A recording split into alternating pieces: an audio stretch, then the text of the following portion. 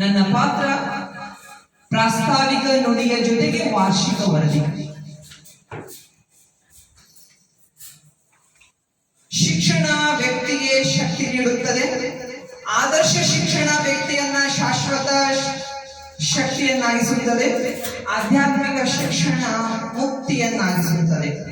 ಅಗೋಚರನಲ್ಲಿ ಗೋಚರನಾಗಿಸುತ್ತದೆ.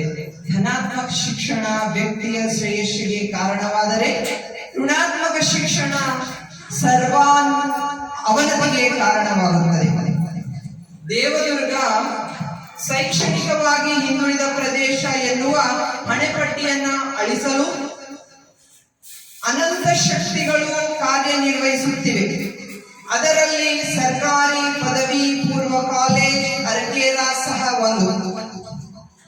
ಇಲ್ಲಿ 2020 ಮತ್ತು 21ರ ಶೈಕ್ಷಣಿಕ ಸಾಲಿನಲ್ಲಿ ಇತಿಹಾಸ ನಿರ್ಮಿಸುವುದಕ್ಕಾಗಿ ಶ್ರೀ ಹನುಮಂತ ಚನ್ನೂರು ಪ್ರಾಂಶುಪಾಲರು ಹಾಗೂ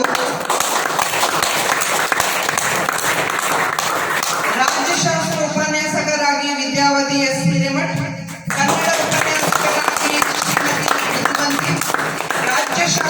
ಸಮಾಜಶಾಸ್ತ್ರ ಉಪನ್ಯಾಸಕರಾಗಿ ಶ್ರೀಮತಿ ಶಶಿಕಲಾ, ಅರ್ಥಶಾಸ್ತ್ರ ಉಪನ್ಯಾಸಕರಾಗಿ ಡಾಕ್ಟರ್ ತಿಪ್ಪಣ್ಣ ಸರ್, ಆಂಗ್ಲ ಭಾಷಾ ಉಪನ್ಯಾಸಕರಾಗಿ ಶ್ರೀ ಮಂಜುನಾಥ್ ಸರ್ ನೇಮಕಗೊಂಡಿದ್ದಾರೆ.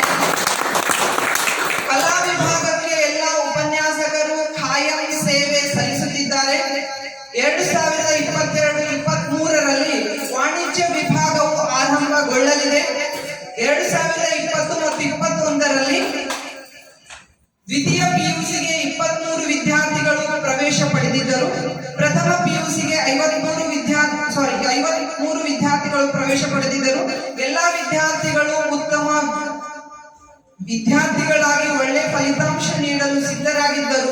ಆದರೆ ವಿಶ್ವದ ಮಾರಕ ರೋಗ ಕೊರೋನಾದ ಕರಾಳ ಹೊಡೆತಕ್ಕೆ ವಿದ್ಯಾರ್ಥಿಗಳಿಗೆ ಪರೀಕ್ಷೆಯಲ್ಲಿ ಭಾಗವಹಿಸಲು ಸಾಧ್ಯವಾಗಲಿಲ್ಲ. ಈ ಕೊರೋನಾ ಕ್ಯಾಂಡಿಡೇಟ್ಗಳಿಗೆ